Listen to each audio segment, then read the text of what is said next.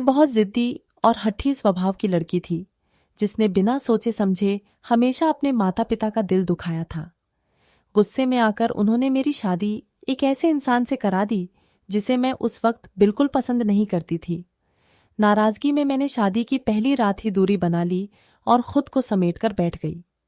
लेकिन वक्त के साथ जब मैंने अपने पति को करीब से देखा तो उनकी बेपनाह मोहब्बत, बेहिसाब सब्र और मेरी हर नादान जिद को मुस्कुराकर सहने वाले अंदाज ने मेरे दिल की सारी कड़वाहट पिघला दी। धीरे धीरे मुझे एहसास हुआ कि जिसे मैं खूबसूरती समझती थी वो तो सिर्फ चेहरे की चमक थी। असली खूबसूरती तो उनके उस मासूम चेहरे और उस साफ दिल में थी जो सिर्फ मेरे लिए धड़कता था।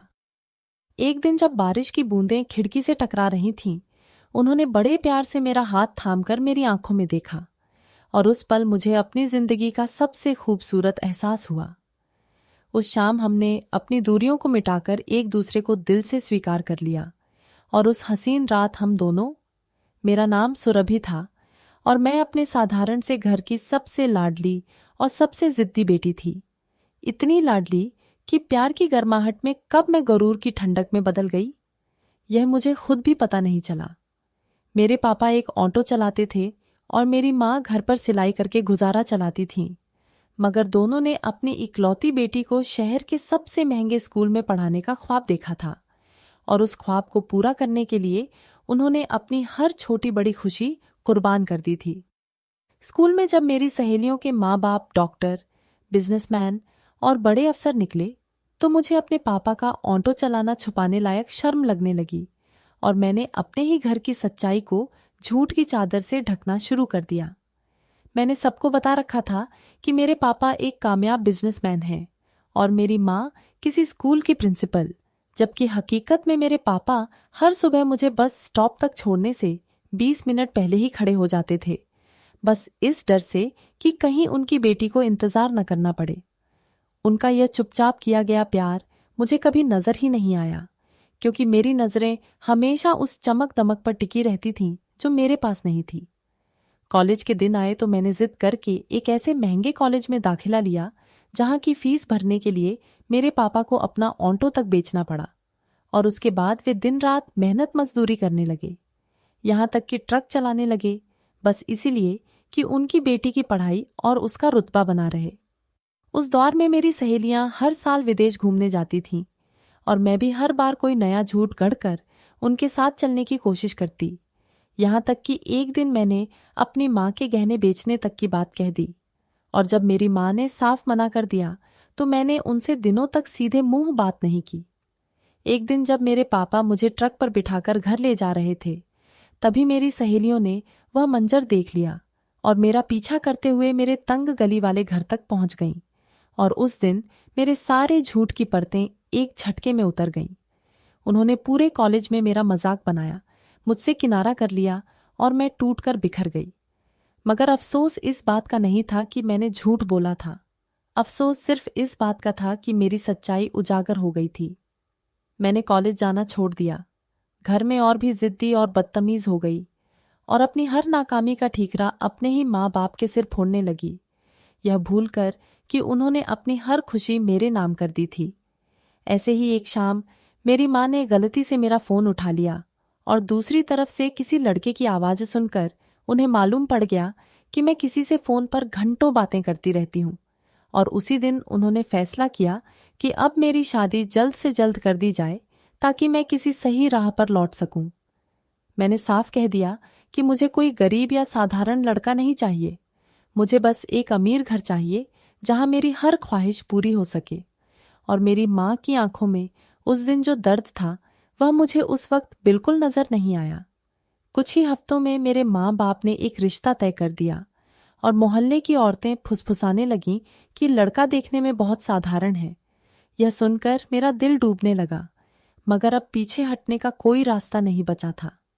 शादी वाले दिन जब मैंने पहली बार अपने दूल्हे देवांश का चेहरा देखा तो मेरा दिल एक अजीब सी उदासी से भर गया, क्योंकि जिस राजकुमार के सपने मैंने बरसों संजोए थे वह मेरे सामने खड़ा साधारण सा इंसान बिल्कुल नहीं था।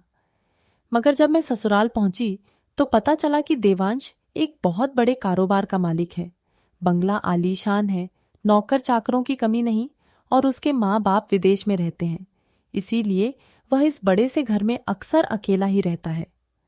उसकी दौलत देखकर भी मेरा मन शांत नहीं हुआ, क्योंकि दिल कहीं और उलझा हुआ था। अगले ही दिन मुंह दिखाई की रस्म में देवांश के दोस्तों में से एक लड़का मुझे बेहद आकर्षक लगा और न जाने क्यों मुझे लगने लगा कि शायद असली खुशी उसी के साथ है। मेरी माँ ने उस दिन मुझे प्यार से समझाया कि अब मुझे अपने पापा को और दुख नहीं देना, मगर मैं अपनी ही उलझनों में इतनी खोई थी कि उनकी बात एक कान से सुनकर दूसरे से निकाल दी। धीरे धीरे मैंने देवांश से दूरी बना ली और उसके उसी दोस्त से चोरी छिपे बातें करने लगी, जो मुझसे मीठी मीठी बातें करता और कहता कि मैं उसके साथ ज्यादा खूबसूरत लगती हूँ। मैंने उससे कहना शुरू कर दिया कि जल्द ही मैं देवांश से अलग हो जाऊंगी और हम दोनों साथ रह सकेंगे, यह जाने बिना कि मैं खुद अपने ही हाथों अपनी नई जिंदगी को दांव पर लगा रही हूं। एक शाम जब वह लड़का मेरे घर आया हुआ था और हम दोनों बातें कर रहे थे, अचानक देवांश घर आ गया। मगर हैरानी की बात यह थी कि उसे देखकर वह गुस्सा नहीं हुआ, बल्कि मुस्कुराने, और तभी उसने वह राज खोला जिसने मेरी दुनिया ही बदल दी। वह लड़का उसका सच्चा दोस्त नहीं, बल्कि उसी की योजना का हिस्सा था जिसे देवांश ने खुद मुझे परखने के लिए भेजा था। मुझे यह जानकर जितना धक्का लगा, उससे कहीं ज्यादा हैरानी तब हुई जब देवांश वॉशरूम गया और कुछ पलों बाद बाहर निकला। उसका चेहरा पहले जैसा नहीं रहा था। वह किसी परी कथा के राजकुमार जैसा सुंदर दिखने लगा था। असल में उसने अपनी शादी की बातचीत के वक्त जानबूझकर एक पुरानी साधारण तस्वीर भेजी थी, क्योंकि उसे डर था कि उसकी असली शक्ल और दौलत देखकर लड़कियां सिर्फ पैसों के लिए हाँ कर देंगी, और वह ऐसा प्यार चाहता था जो दिखावे से परे हो। उसने बताया कि उसने मेरे माँ बाप से मिलकर उनकी सादगी और उनका सच्चा प्यार महसूस किया था, और यही सोचकर उसे यकीन हुआ था कि उनकी बेटी भी उतनी ही सच्ची होगी। मगर मेरी हरकतों ने उसे गहरी चोट पहुंचाई थी। उस पल मुझे अपनी हर गलती एक एक करके आंखों के सामने घूमती नजर आई। अपने माँ बाप की मेहनत को नजरअंदाज करना, उनके प्यार को शर्म समझना, और अब अपने ही पति के भरोसे को तोड़ने की कोशिश करना। मैं रोते हुए देवांश के सामने गिड़गिड़ा उठी, कहा कि मुझे माफ कर दो, मैंने बहुत बड़ी गलती की है। मगर वह उस रात कुछ न बोला और अपने कमरे में चला गया, और मैं सारी रात बाहर बैठी अपने आंसुओं में डूबती रही। अगली सुबह जब उसने मुझे वहीं बैठा देखा, तो उसकी आवाज में गुस्सा नहीं, बल्कि एक अजीब सी नरमी थी। उसने कहा कि इतने महीनों में मैंने भले ही उससे दिल से प्यार न किया हो, मगर उसकी परीक्षा में मैंने कभी अपनी मर्यादा नहीं तोड़ी थी, और यही एक बात थी जिसने उसे यह यकीन दिलाया कि मेरे भीतर अब भी अच्छाई जिंदा है, बस वह गुमराह हो गई थी।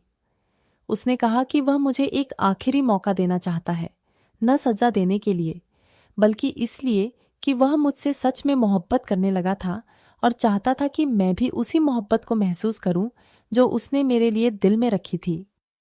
उस दिन के बाद जैसे मेरे भीतर कोई नई सुरभि जन्म ले चुकी थी। मैंने अपने माँ बाप से मिलकर उनसे दिल खोलकर माफी मांगी, उनके पैरों में सिर रखकर रोई, और उन्होंने भी बिना किसी शिकवे के मुझे गले से लगा लिया, क्योंकि माँ बाप का प्यार हर गलती से बड़ा होता है। धीरे धीरे मैंने देवांश के दिल में अपनी जगह खुद बनानी शुरू की, उसकी परवाह करने लगी, उसकी पसंद नापसंद का ख्याल रखने लगी, और जो प्यार पहले सिर्फ दिखावे और दौलत का पीछा करता था, अब वह सच में किसी के दिल की गहराई में उतरने लगा। देवांश ने कभी मेरी पुरानी गलतियों का जिक्र तक नहीं किया, न कभी ताना दिया, बल्कि हर दिन नए सिरे से मुझसे प्यार करता रहा, जैसे वो जानता था कि इंसान बदल सकता है अगर उसे सच्चा प्यार और एक मौका मिल जाए। वक्त गुजरा, हमारी जिंदगी में एक प्यारा सा बेटा भी आया, और जिस घर में कभी शक और झूठ का साया था, वहां अब सिर्फ हंसी और अपनापन बसने लगा। आज जब मैं पीछे मुड़कर देखती हूं तो समझ आता है कि असली दौलत बंगले और गहनों में नहीं, बल्कि उस इंसान की आंखों में होती है जो हर गलती के बाद भी आपका हाथ थामे रखे। और मुझे यकीन है कि देवांश जैसा साथी मिलना मेरी किस्मत का सबसे खूबसूरत मोड़ था, क्योंकि प्यार शक्ल नहीं देखता, वह दिल की सच्चाई पहचानता है, और यही सच्चाई हमें हमेशा के लिए एक दूसरे से जोड़ गई। उम्मीद है दोस्तों, आपको हमारी यह कहानी पसंद आई होगी। अगर पसंद आई है तो इसे लाइक और शेयर करें। साथ ही हमारे चैनल को सब्सक्राइब भी ज़रूर करें।